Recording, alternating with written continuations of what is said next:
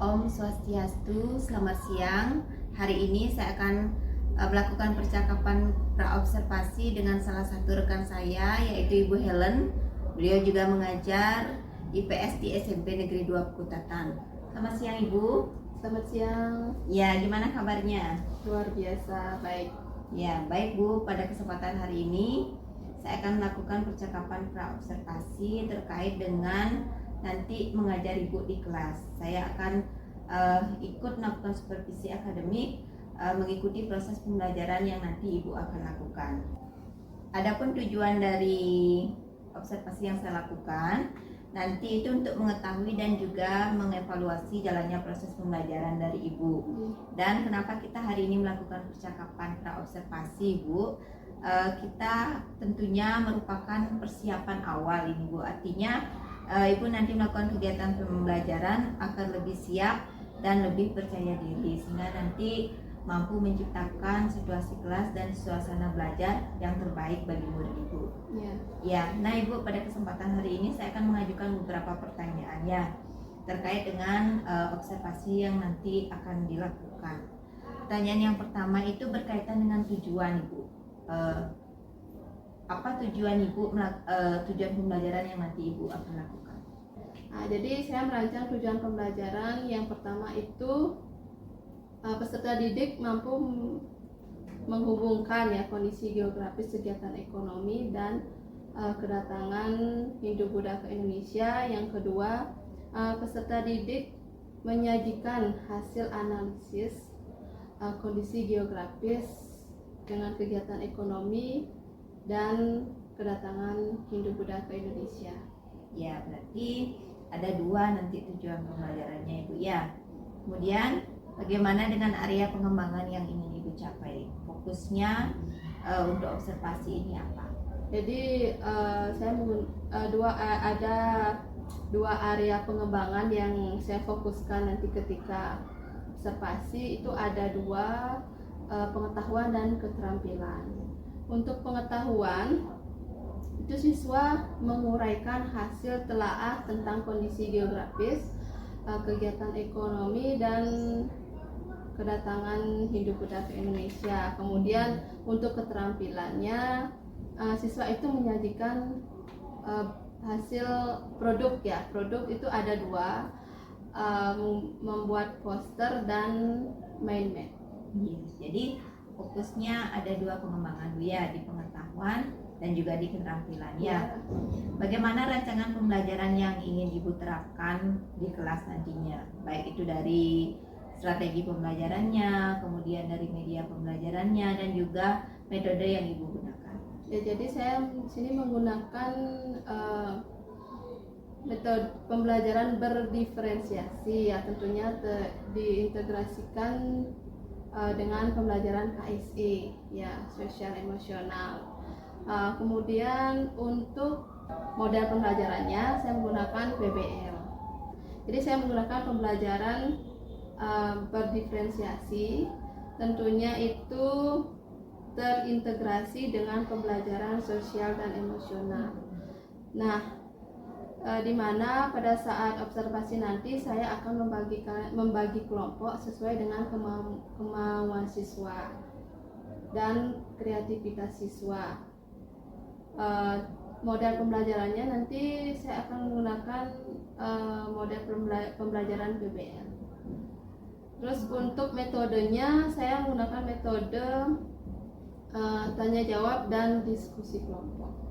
Baik Bu, kalau begitu bagaimana dengan media pembelajaran yang Ibu gunakan dalam kelas? Jadi saya menggunakan video dan PowerPoint. Jadi untuk videonya nanti saya cari di YouTube, kemudian linknya saya share ke grup kelas. Untuk PowerPoint saya tampilkan di kelas. Ya. Kapan Ibu akan melaksanakan pembelajaran tersebut? Dari apa, kemudian jadwalnya apa, dan di kelas apa, jam berapa? Jadi saya rencananya itu minggu depan hari Kamis di kelas 8D jam ke 123. Iya. Jadi minggu depan Bu ya. Iya. Kalau begitu nanti saya akan berada nanti dalam kelas Ibu. Kemudian saya akan melaksanakan supervisi kelas. Di sana nanti saya akan melihat dan mencatat proses apa yang terjadi di dalam kelas. Ya. Nah, nanti setelah Ibu melakukan kegiatan supervisi di kelas, kita juga akan melakukan percakapan lagi sekali, Bu, yaitu dengan pengajar praktik saya, itu percakapan pasca observasi. Kemudian sebelum kita akhiri, apa yang Ibu dapatkan setelah percakapan ini? Nah, dari percakapan ini saya mendapat gambaran untuk media apa yang digunakan ketika observasi nanti. Seperti itu. Baik Ibu, terima kasih Bu ya atas waktunya sudah menyempatkan diri berbincang-bincang dengan saya. Sampai ketemu di observasi kelas yang kita laksanakan nanti di hari Kamis depan. Ya. Nah, demikian percakapan saya hari ini dengan Ibu Helen. Sampai bertemu di observasi kelas minggu depan dan juga di kegiatan percakapan pasca observasi. Selamat siang dan terima kasih. Om Santi Santi Santi Om.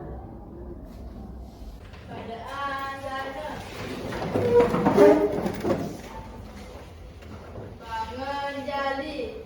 Om Swastiastu. Om Swastiastu. Baik teman-teman, kita mulai pembelajaran. Kita berdoa menurut hari masing-masing, berdoa dimulai.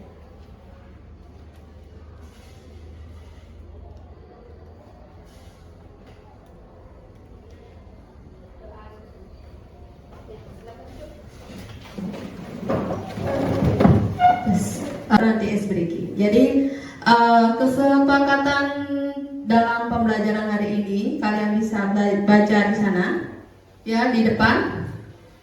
Ibu harapkan kalian tetap tenang, tidak ada yang rusuh ya ketika mencari kelompok atau membuat kelompok ya. Kemudian sopan harus ngapain? Angkat tangan. Kemudian ketika ingin menjawab pertanyaan dari temannya, bagaimana materinya? Ya. Bagaimana perasaan kalian hari ini? Senang. Ada yang sedih? Atau ada yang sakit? Nah, jadi semuanya dengan perasaan senang, gembira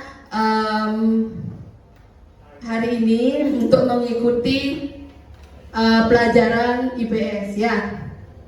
Nah, jadi tujuan pembelajaran hari ini, Nana bisa baca di depan. Ya, jadi hari ini adalah kegiatan belajar berkelompok terbimbing. Peserta didik dapat menganalisis kondisi geografis dengan kegiatan ekonomi dan kedatangan Hindu-Buddha di Indonesia. Nah, yang kedua, hasil akhirnya itu adalah kalian menyajikan hasil analisis tentang kondisi geografis dengan kegiatan ekonomi dan kedatangan Hindu-Buddha di Indonesia. Ya, pelajaran dimulai. Ya, untuk kalian bisa berkonsentrasi belajar, Ibu minta kalian untuk duduk dengan tenang, ya, duduk rileks, ya, tangannya di atas meja semuanya, ya, ya. Jadi ini fungsinya kalian untuk bisa berkonsentrasi selama jam pelajaran dan tidak ada yang mengantuk, ya. Silakan tangannya di atas meja. Punggungnya lurus, duduknya tidak ada yang bungkuk. Ya, silakan kalian bersandar di kursi. Nah, ya, bersandar di kursi. Dan tangannya di atas meja atau di atas paha. Ya, sekarang tutup matanya. Ya, tutup matanya. Bersandar, ya, nyelelek. Nah, kalau tidak tahu bersandar, nyelelek. Ya, relax, tidak ada yang tekan. Sekarang Ibu minta kalian hanya mendengarkan suara Ibu dan gemerici air. Ya, jadi Ibu sekarang akan memutar musik. Jadi dengarkan musiknya, ya. Selama Ibu kasih waktu selama 1 menit aja, ya.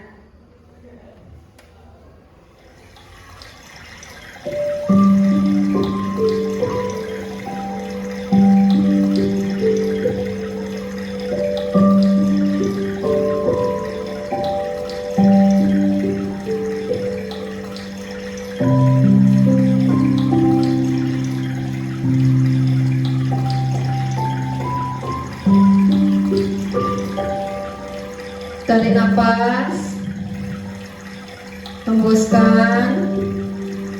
Tarik nafas, hembuskan. Sekarang fokus ke gemericik air.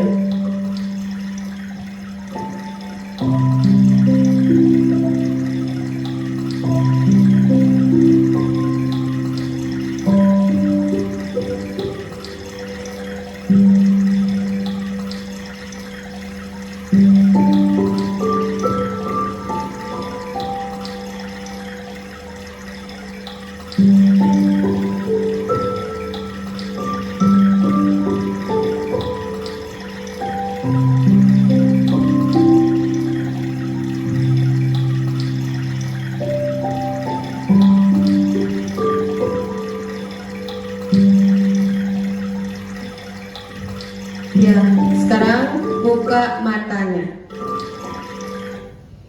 Ya, gimana perasaannya? Ah, siap.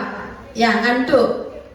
Ya, jadi kalau kalian ada yang merasa mengantuk, berarti kalian benar-benar berkonsentrasi dengan apa yang Ibu suruh tadi untuk konsentrasi pada gemericik air.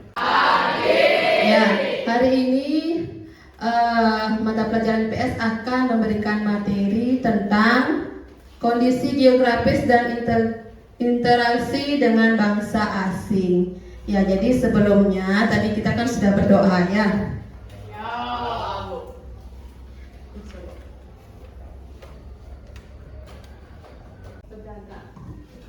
Kenapa kamu tahu dari mana itu bangsa asing?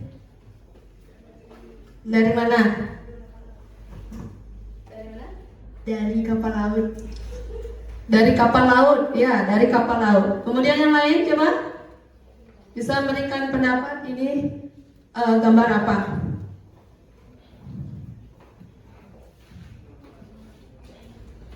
Dah? Ya, luar yang datang ke Indonesia untuk berdagang. Ya, sama ya kayak tadi Repa. Yaitu menjadi jalur perdagangan bangsa asing. Ada yang tahu? Ada yang tahu? Seperti cengkeh. Ya, jadi kalian bisa lihat. Ada yang sangat diminati oleh pasar internasional.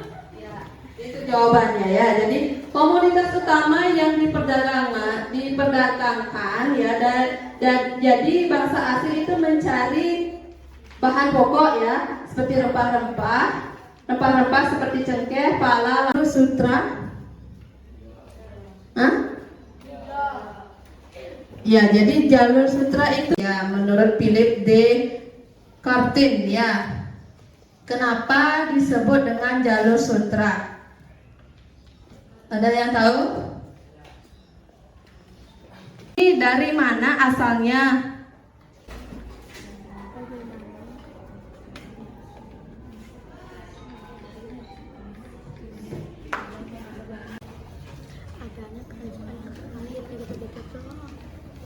Ibu kasih waktu 5 menit.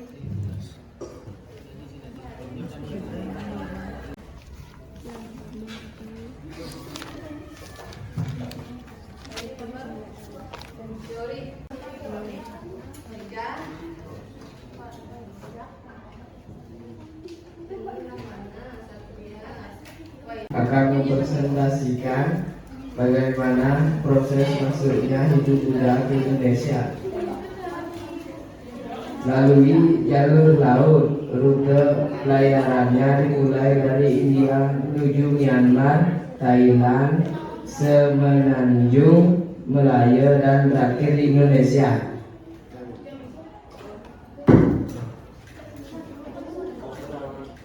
Nah, Mempresentasikan tentang masuknya teori masuknya Hindu Buddha ke Indonesia. Yang pertama ada teori Brahmana. Teori ini menyatakan bahwa agama Hindu Buddha dibawa oleh golongan Brahmana, yaitu kaum pendeta atau pemuka agama dari India. ajaran Hindu-Buddha. Yang kedua, bidang pemerintahan, yaitu dengan berdirinya kerajaan-kerajaan kuno. Yang ketiga, bidang perdagangan, dengan adanya transaksi jual beli menjadi lebih praktis baik untuk perdagangan dalam negeri maupun luar negeri. Yang kelima, dalam bidang sosial, yaitu Indonesia itu dilihat dari sistem pemerintahan, ya dari kepala suku menjadi raja, ya itu jawabannya tadi ya. Ya, jadi sistem kerajaan dia yang dipimpin oleh raja. Kemudian untuk pertanyaan dari Aika, apa tadi pertanyaannya? Apa tadi pertanyaannya?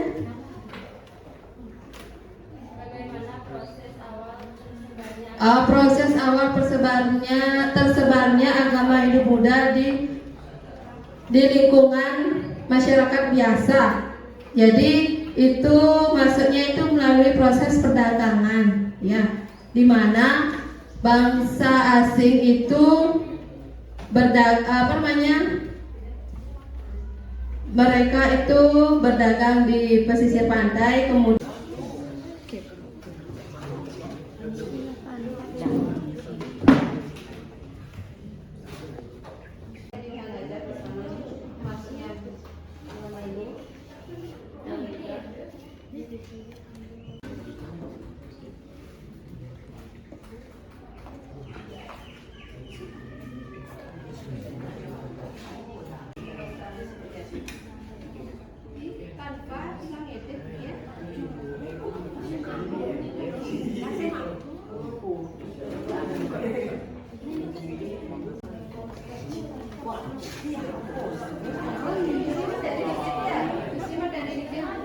Jadi sebelum kami presentasi, sebaiknya kami mengucapkan pengajari umat.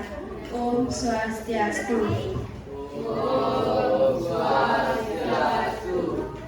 Perkenalkan, nama saya Putra Valita Setiastia Putri. saya Okta. Saya Ibu Togus Prasdana. Saya Gede Ardayana.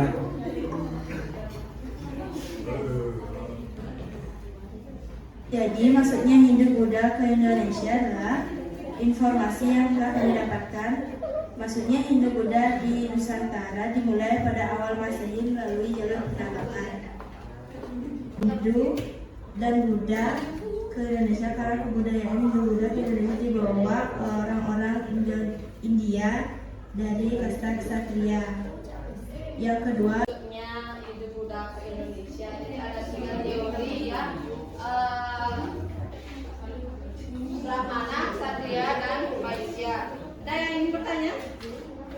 Atau ingin memberikan pendapat atau tambahan dari poster temannya?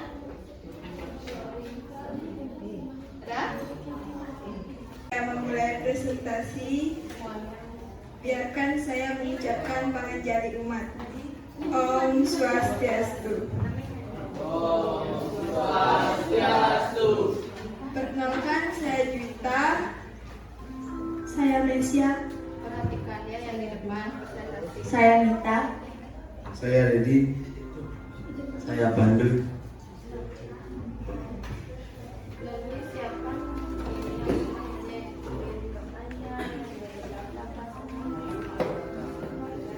Saya akan mempresentasikan masuknya Hindu-Buddha ke Indonesia. Yang pertama, bagaimana proses kedatangan Hindu-Buddha ke Indonesia? Agama Buddha pertama kali berkembang di India sebelum akhirnya menyebar ke negara-negara lain, termasuk Indonesia. Masuknya agama Buddha di Indonesia dimulai pada awal Masehi. Lewat jalur perdagangan, hal ini dipengaruhi oleh posisi Indonesia dibilang berawal melalui jalur perdagangan pada masa tersebut. Sebelum bangsa Indonesia, bangsa Crow kolonial datang ke Bagaimana proses awal tersebarnya agama Hindu-Buddha ke lingkungan rakyat biasa? Saya akan menjawab pertanyaan Aika. Masuknya Hindu dan Buddha di Nusantara dimulai pada awal Masehi melalui jalur perdagangan. Bagaimana? Apakah jawaban bisa diterima? Apakah ada yang bertanya? Ian. Ibu ucapkan terima kasih ya atas kerjasamanya. Sekarang kalian sudah bisa tepat waktu, bisa menerapkan kesepakatan kelas dengan baik. Ya, jadi kalian sudah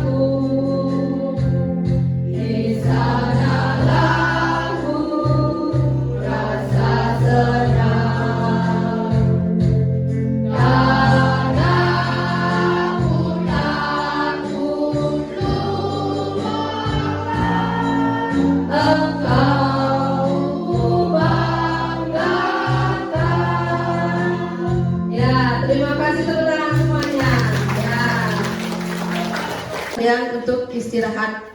Ya, jadi silakan berdiri semuanya. Ya, Ibu tutup dengan Paramo Santi. Om Santi, Santi, Santi. Oh, ya.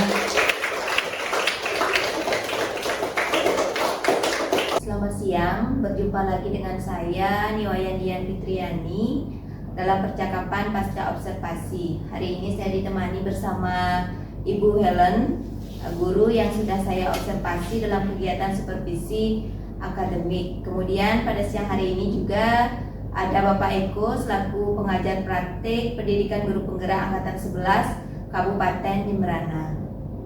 Selamat siang, Bu Helen. Pak Eko. Ya, gimana kabarnya? Baik. Pak Eko gimana? Ya. Jadi begini Bu Helen, pada kesempatan siang hari ini saya akan melakukan percakapan pasca observasi. Saya akan mengajukan beberapa pertanyaan terkait dengan observasi yang sudah kita lakukan. Kemudian tujuan dari percakapan ini adalah untuk mengevaluasi proses pembelajaran yang sudah berlangsung. Gimana, bisa dimulai Bu? Silakan. Ya, baik, kita mulai dari pertanyaan yang pertama ya Bu ya. Bagaimana perasaan Ibu terkait dengan berjalannya kegiatan observasi kelas yang sudah berlangsung? Jadi waktu observasi itu saya awalnya merasa tegang. Mungkin karena diobservasi ya. Tapi setelah proses pembelajaran berjalan itu saya sudah mulai sudah terbiasa mengajar itu. Saya sudah mengajarnya itu seperti hari-hari biasa, sudah nggak tegang gitu. Awal-awalnya aja tegang. Oh gitu, jadi itu merupakan normal mungkin Bu ya, ada ketegangan. Iya. Jadi awalnya Ibu tegang karena ditemani ini, Iya. berarti setelah berjalannya proses berarti sudah Sudah tidak mulai seperti terbiasa. hari-hari biasa gitu. Iya. Ya, mudah-mudahan nanti tidak tegang lagi Iya. Bu nanti kalau ada kegiatan berikutnya.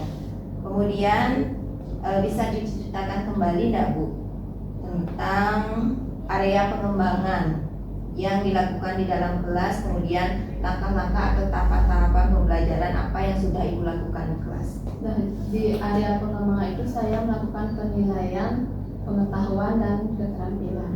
Nah, di penilaian pengetahuan itu saya memberikan NKPD kepada peserta didik setelah melakukan presentasi. Untuk penilaian keterampilan, saya memberikan LKPD berupa produk. Jadi peserta didik itu menghasilkan produk berupa poster dan mainnya.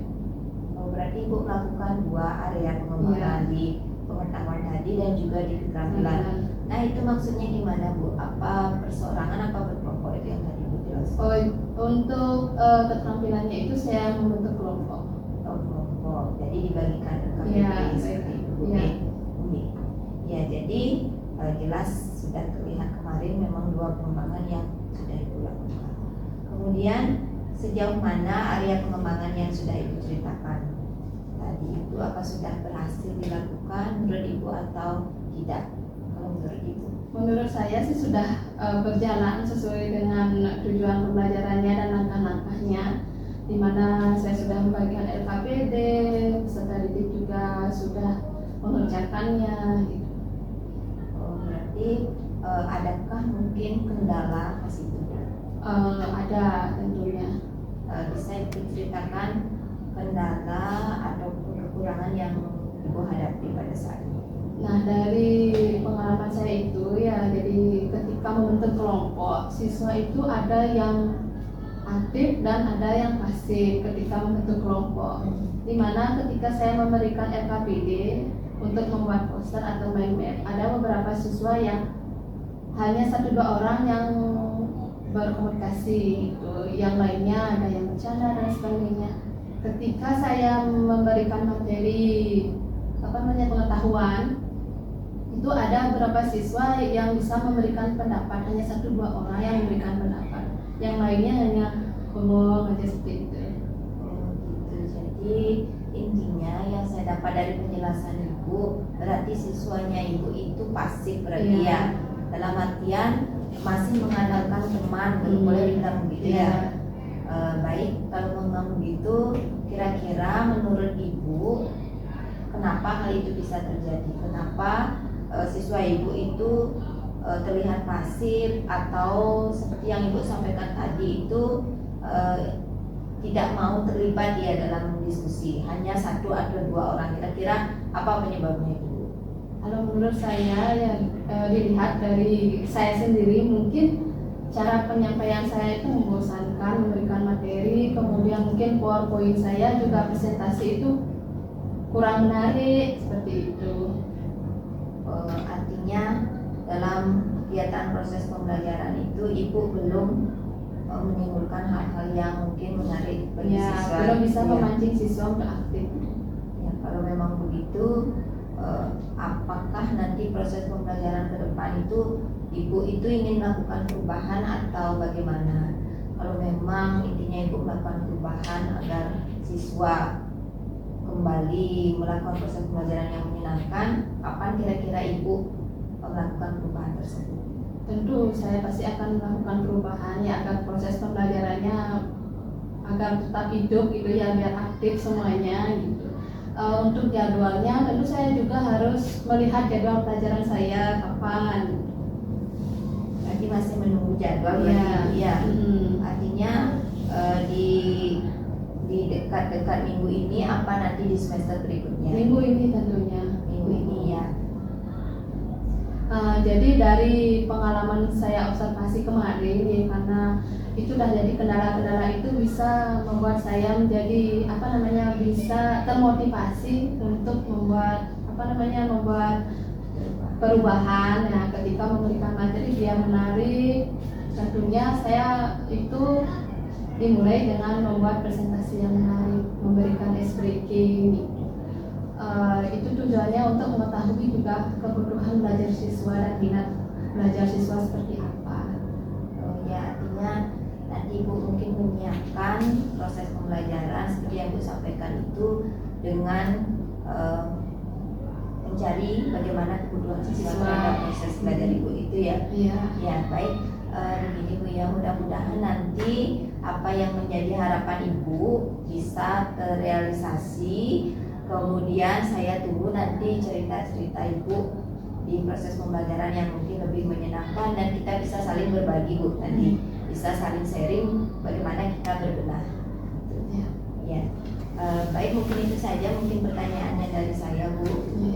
Mungkin dari Bapak Eko terkait dengan percakapan kami. Mungkin ada masukan atau pendapat. Oke, terima kasih. Nah, jadi sudah kita laksanakan ya kegiatan pascanya ya. Itu tadi sudah saya melihat kegiatan supervisi yang dilakukan kemudian kepada Ibu Helen terkait dengan permasalahan yang ada di kelas dan itu. Di sini kalau melihat kegiatan coachingnya sudah menggunakan alur tirta ya, sudah terlihat tirtanya, dimulai menetapkan tujuan tadi kan itu sudah istilahnya saya lihat 2 kali memberikan pricing terhadap tujuan apa yang akan dilihat di kegiatan itu, kemudian identifikasi masalah-masalahnya apa saja sebenarnya sudah ada nanti, kemudian rencana aksi yang sudah ada sampai tanggung jawab kira-kira kapan, konkretnya itu apa sudah ada semua datanya. Dari aspek kemitraan saya kira sudah oke. Tujuannya sudah ditetapkan oleh rekan, bukan dari Budian, tetapi dari rekan yang istilahnya punya inisiatif tujuannya seperti apa dari rekan. Kemudian dari Budian sudah bisa memberikan coaching dengan baik sampai tidak ada istilahnya menggurui. Ibu harus begini loh, ibu harus begini. Tidak ada seperti itu. Semua inisiatif dari rekan. Nah, kemudian proses kreatifnya juga sudah 2 arah, komunikasi sudah bagus. Bukan hanya 1 arah, tapi hasilnya cakap seperti itu.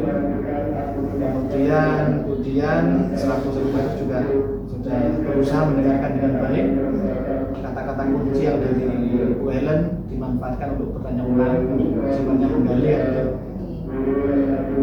Kemudian tadi bukan dengan tindak lanjut atau tanggung jawab sudah ada tindak lanjut secara konkret sudah terlihat dan berasal dari rekan sejawat sudah oke. Cuman ini sebelum menutup tadi harusnya ada sedikit lagi penekanan.